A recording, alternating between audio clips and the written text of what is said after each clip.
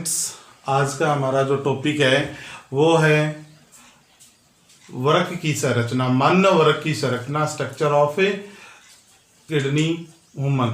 मानव वृक्क की संरचना के बारे में अध्ययन करेंगे। सबसे पहले हम ये जानते हैं कि वृक्क क्या होता है। वृक्क क्या होता है? वृक्क है वो उत्सर्जी पदार्थ हैं, उनको बाहर निकालने का कार्य करता है। और मानव में जो प्रमुख उत्सर्जी अंग है वो वृक्क होता है।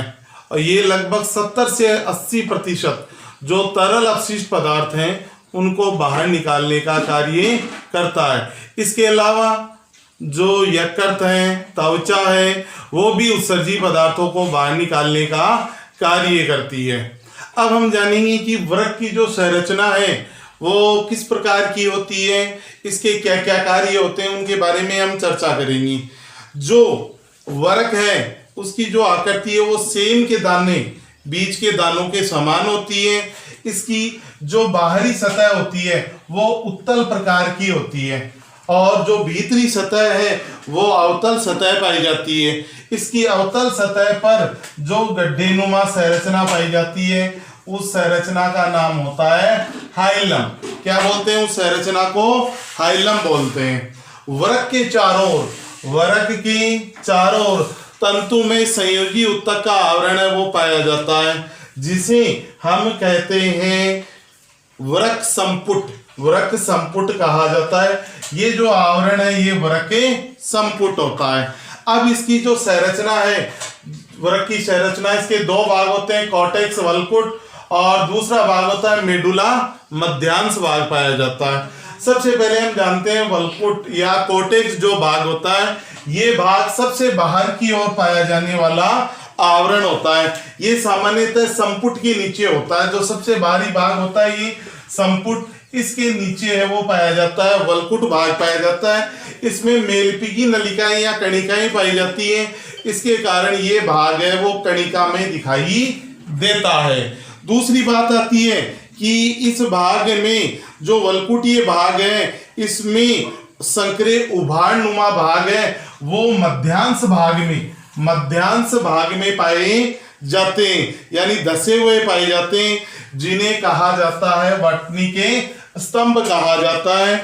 और इस भाग में वल्कुटी भाग जो होता है, वल्कुट भाग जो होता है, इस भाग में क्या होता है कि इस भाग में जो वृक्क नलिकाओं के जो भाग हैं उनमें पहला भाग होता है मेलपीगी कार, दूसरा भाग होता है समीपस्थ कुंडलित नलिका और तीसरा होता है दूरस्थ कुंडलित नलिका। यानी ये तीन भाग है वो वृक्क नलिका के पाए जाते हैं। कॉर्टेक्स भाग में इंपॉर्टेंट प्रश्न है ये, मेलपीगी का, समीपस्थ कुंडलित नलिका और तीसरा भाग होता है दूरस्थ कुंडलित नलिका है वो पाए जाते हैं इस भाग में। अब दूसरा जो भाग आता है वो मेडुला या मध्यांश आता है।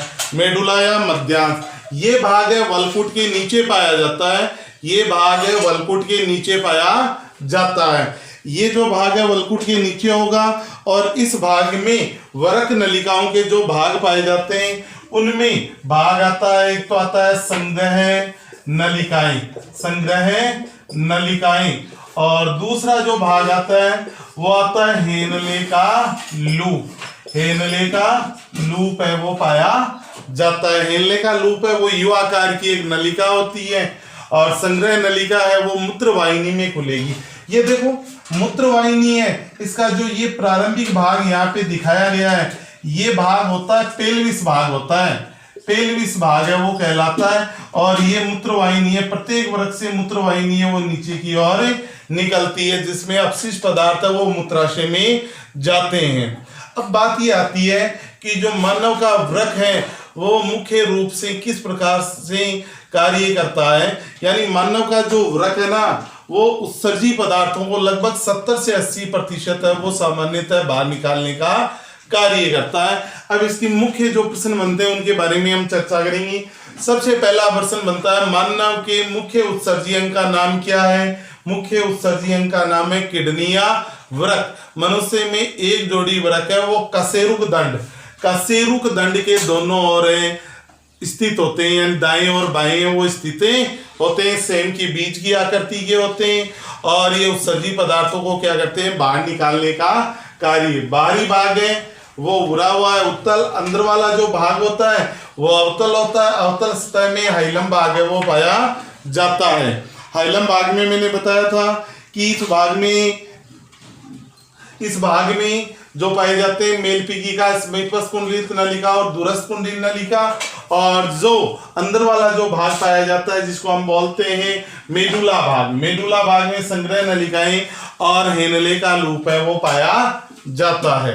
यह हमारा टॉपिक का मानव का उत्सर्जन तंत्र, वृक्क की संरचना, स्ट्रक्चर ऑफ किडनी, यानी किडनी की संरचना के कौन कौन से भाग होते हैं और कहाँ पाए जाते हैं। नेक्स्ट जो हमारा टॉपिक है कल के वीडियो में हम लेंगे वर्काणु या नेफ्रॉन की जो संरचना है। वर्काणु या नेफ्रॉन के कौन कौन से भाग होते हैं उनके बारे में हम चर्चा करेंगे।